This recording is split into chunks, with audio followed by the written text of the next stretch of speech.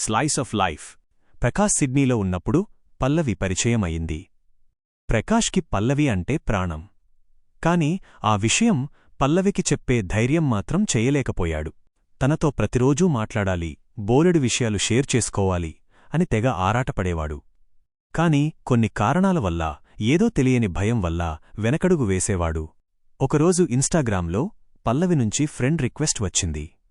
అందులో పోస్ట్ చేసిన పల్లవి ఫోటోల్లో తనకి నచ్చిన మంచి పిక్ని ఫోన్లో సేవ్ చేసుకున్నాడు.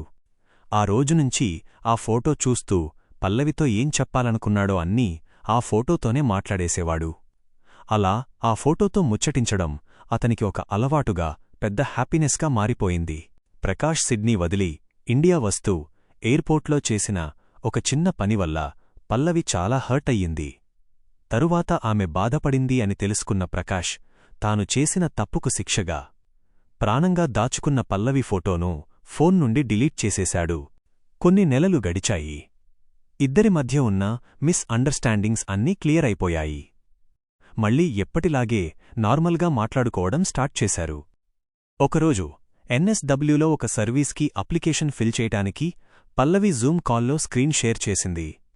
ఆ మాటల మధ్యలో పల్లవి తన గ్యాలరీ ఓపెన్ చేసి కొన్ని ఫోటోలు చూస్తూ మాట్లాడుకుంటుండగా ప్రకాష్ కళ్ళు ఒక్కసారిగా ఒక ఫోటో మీద ఆగిపోయాయి. అది తను డిలీట్ చేసిన పల్లవి ఫోటోనే. ఆ ఫోటోను అలా మళ్ళీ ఎన్నో రోజుల తరువాత చూసేసరికి ప్రకాష్కి ఒక్కసారిగా పాత రోజులన్నీ గుర్తొచ్చాయి. ఆ ఫోటోతో తను గడిపిన క్షణాలు, మనసులో దాచుకున్న ప్రేమ అంతా గుర్తొచ్చి ఒక్క నిమిషం ఆగిపోయాడు. బరువెక్కిన హృదయంతో పల్లవితో మాట్లాడే సాహసం చెయ్యలేకపోయాడు. తన ఫ్రెండ్స్ వచ్చారని కాల్ కట్ చేశాడు.